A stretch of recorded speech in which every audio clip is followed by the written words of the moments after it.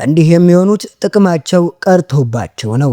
የነጻነት ባለቤት በወንድሜ አጥንት አልነግድም። የነጻነት ወርቅነህ እህት አዲስና አስደንጋጭ ምላሽ። የአርቲስት ነጻነት ወርቅነህ ህልፈት ዛሬ መነጋገሪያነቱን ቀጥሏል።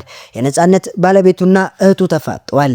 መቼስ እውነት አንድ ነውና መሰረት ወርቅነህ ቴሌቪዥን ላይ ቀርባ ስለ ነጻነት ባለቤት የተናገረችውና ዛሬ ላይ የምትዘረገፈው ጉድ ፈጽሞ ተቃራኒ የሆነና ጥያቄን የሚያጭር ሆኖ ተገኝቷል። ለዚህም ነው እውነት አንድ ነውና ወይ ኢቢኤስ ላይ የተናገረችው ማሞጋገስ አሊያም አሁን የመጣው የወንድሟን ሚስት መዘርጠጥ አንዱ ውሸት ከመሆን ውጪ አማራጭ የሌለው። በዚህ ቪዲዮ የነጻነት ቤተሰቦች በሁለት ሚዲያ ላይ የተናገሩትን የሚጣረስና ጥያቄ የሚያጭሩ ጉዳዮችን ለይተን የባለቤቱን ምላሽ ማካተን ልናስደምጣችሁ ተገናኝተናል።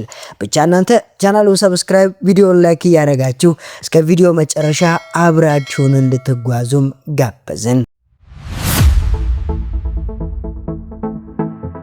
እስካሁን በዝምታ የቆዩት የነጻነት ቤተሰቦች ድንገት ወደ ሚዲያ ብቅ ብለው የሰጡት ምስክርነት ብዙዎችን ግራ እያጋባ ነው። የቀድሞ የፍቅር ታሪክ በአሁኑ ወደ በደል ወቀሳ ተቀይሯል። ህዝቡን ለሁለት ተከፍሏል። በአንድ በኩል ባለቤቱ ላይና ጓደኛው አስናቀ ላይ የቀረበው ነፂ በህመሙ ወቅት ተበድሏል የሚለው ከባድ ውንጀላ ብዙዎችን ሲያበሳጭ፣ በሌላ በኩል ደግሞ ቤተሰቦቹ ለምን 2 ወር ያህል ዘገዩ?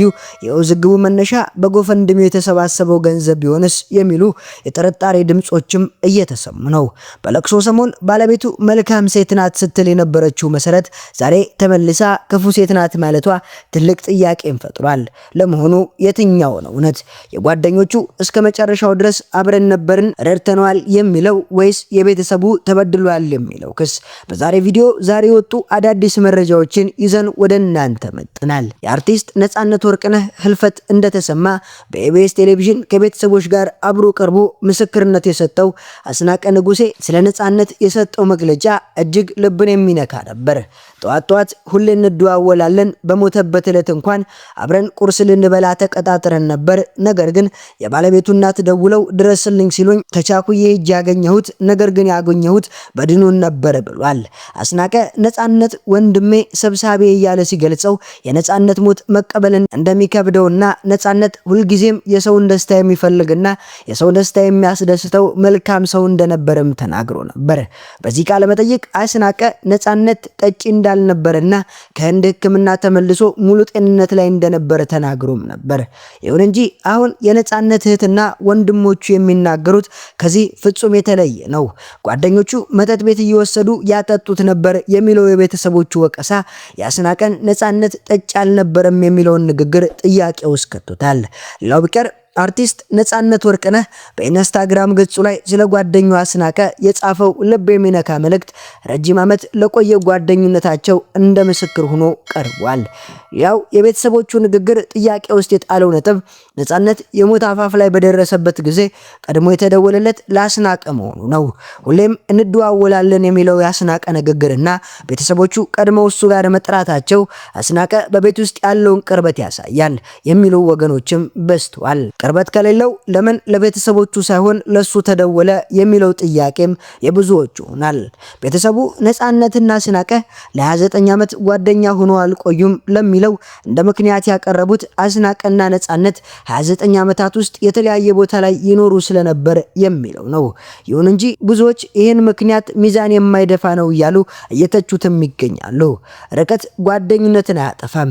ለረጅም ዓመት ተለያይቶ ቆይቶ የሚገናኙ ሰዎች የቆየ ጓደኝነታቸው ተጠናክሮ ይቀጥላል እንጂ አይሞትም በሚል ብዙዎች ከአስናቀ ጎን ቆመው እየተከራከሩ ነው። አስናቀ በኢቢኤስ ቀርቦ የተናገረው ዝርዝር መረጃና አሁን ቤተሰቦቹ የሰጡት መግለጫ ፍጹም መለያየቱ ማንን እንመን የሚሉ ዝግቦች በህዝብ ዘንድም ፈጥሯል። በዚሁ ቃለ መጠይቅ ላይ የነጻነት ወርቅነህ እህት የሆነችው መሰረት የሰጠችው ምስክርነት ሰሞኑን ከሰጠችው መግለጫ ጋር ሲነጻጸር ህዝቡን በእጅጉም አወዛግቧል። በወቅቱ መሰረት እንደዚህ ብላ ነበር። ነጻነት ነጻነት ከታመመ 2 ዓመት ሆኖታል። ሲያመው እኛም ለአስናቀ ደውለን ነበር። የንግግሯ አስናቀ በነጻነት ውስጥ የነበረውን ስፍራና ለቤተሰቡ ያለውን ቅርበት የሚያረጋግጥ ነው ተብሏል።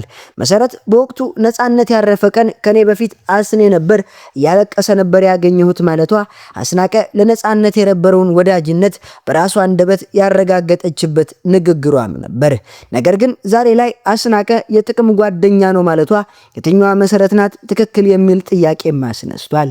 አሁን ላይ ቤተሰቡ ነጻነት ከአማቱም ጋር ጭምር ግጭት ውስጥ ነበር እያሉ ቢሆንም መሰረት በወቅቱ ስለ አማቱ የተናገረችው ነገር ፍጹም የተለየ ነበር። ተኝቶ ሲያጣጥር ከባለቤቱ እናት ጋር ሆነን የቻልነውን እየጣርን ነበር። እሳቸውም እግዚአብሔር ይስጣቸውና ጥሩ ሰው ናቸው ማለት አማቱን አመስግኖ ነበር። ይህ ሁሉ ምስክርነት ዛሬ ተገልጦ አማቱና ባለቤቱ ይበድሉት ነበር ተብሎ ሲቀርብ ተመልካቹ በቤተሰብ ንግግር ላይ ጥርጣሬ እንዲያድርበትም አድርጓል። በኢቢኤስ ላይ የነበረው ምስክርነት ውሸት ነበር ወይስ ያሁኑ የሚለው ጥያቄ ማህበራዊ ሚዲያውን እያናወጠውም ይገኛል። ሌላኛው ቃለ መጠይቁ ላይ የነበረው የነጻነት ወርቅነህ ታላቅ ወንድም ቢሆን አስናቀ ነፂ ከመሞቱ ከ1 ወር በፊት ታሞ ልብስ እንኳን ሳይቀይር ነጻነትን ያስታምመው ነበር። በጣም ላመሰግነው ወዳለሁ በማለት የአስናቀን ትልቅ ውለታ መስክሮ ነበር። እህቱ መሰረት ወርቅነህ በወቅቱ ስለ ነጻነት ባለቤትም እንዲህ ብላ ነበር። ባለቤቱ ልቧን ያማታል፣ ስኳር አለባት፣ እግሯን ብረት አለው በማለት በሙሉ አቅሟ መስራት እንደማትችልም ገልጻ ነበር። ልጆቹም የአይን ቀዶ ጥገና እንደሚያስፈልጋቸውና ነጻነት ይህን ሁሉ ኃላፊነት ተሸክሞ እንደሚረዳቸው ተናግራም ነበር። ታዲያ ካረፈ ከትንሽ ሳምንት በኋላ ለተደረገለት ቃለ መጠይቅ ባለቤቱ ወይዘሮ ንጹህ ዘር በላይነህ ነጻነት ለሷ የትዳር አጋሯ ብቻ ሳይሆን የቅርብ ጓደኛዋና የመላ ህይወቷ መሪ እንደሆነ በእንባም ገልጻለች።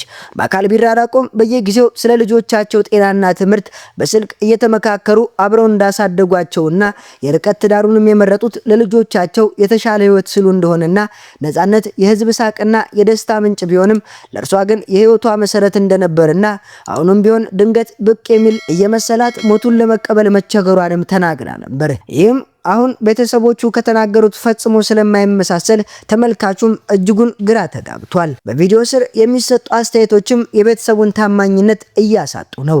የነጻነት ወርቅነህ እህት መሰረት ወርቅነህ ለሚሰነዘሩባት ወቀሳ ምላሽ ለመስጠት ዛሬ በቲክቶክ ገጽ ላይ ብቅ ብላለች።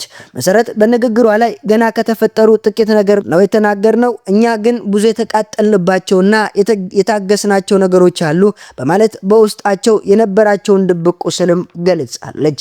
በተለይ ደግሞ በለቅሶ ወቅት የነጻነት ባለቤት ስልኳን ዘግታ ቤተሰቡን እንዳላከበረችና በግድ እዘኝ ማለት እንደማይቻል በመጥቀስ በወቅቱ የነበረው ሁኔታ እጅግ አስቸጋሪ እንደነበርም አስረድታለች። ሌላው ሰው ቢሆን ኑሮ ደብድቦ ያባራት ነበር፣ እኛ ግን ነገር ይችላል ነው ለስለስ ያልነው በማለት በቁጭት በራሷ አንደበትም ትናገራለች። ሌላ ወገን የተነሳው ሐሳብ ደግሞ መሰረትም ሆነች የነጻነት ወንድሞች ለነጻነት ልጆች አክስትና አጎት አልነበሩም ወይ? እነዚህ ልጆች አሁንም ይሁን በኋላ ይሄን የቤተሰብ ገመና ወይም አሳፋሪ ምስክርነት ወደፊት ሲመለከቱ የነጻነት ነፍስስ በዚህ የምትደሰት ይመስላችኋል ወይ የሚል የሞራል ጥያቄም ከፊታቸው ተጋርጦባቸዋል። በዚህ ግራ የሚያጋባ ጉዳይ ላይ የናንተ ያላችሁ ሐሳብስ ምንድነው? በለቅሶ ሰሞን ጥሩ ሴት ናት የተባለችው ባለቤቱ ዛሬ ክፉ ሴት ናት መባሏ በወቅቱ ለልጆቹ ጥቅም ተብሎ የተደረገ ትዕግስት ነው ወይስ አሁን የተፈጠረ የጥቅም ግጭት? ሐሳባችሁን በኮሜንት መስጫ ቦታው ላይ አስቀምጡልን። ዛሬን እዚህ ላይ አበቃን። በሌላ ቪዲዮ እስከምንገናኝ ሰናይ ጊዜን ተመኘን።